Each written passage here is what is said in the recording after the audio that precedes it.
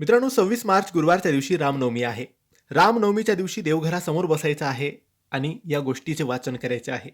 हे वाचल्यामुळे प्रत्येक संकटापासून आपल्या परिवाराचे, आपल्या घराचे, कुटुंबाचे रक्षण होते. मित्रांनो, गुढीपाडव्यापासून चैत्र नवरात्र सुरू होते आणि रामनवमीच्या दिवशी चैत्र नवरात्र संपत असते.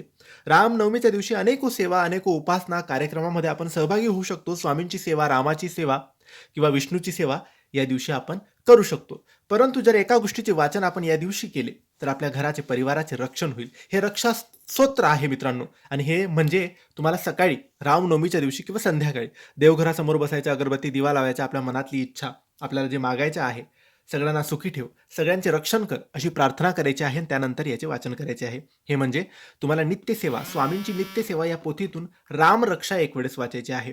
रामरक्षा एक वेळेस वाचायची आणि त्यानंतर श्री स्वामी समर्थ, श्री स्वामी समर्थ या नामाचा जप एक माळ करायचा.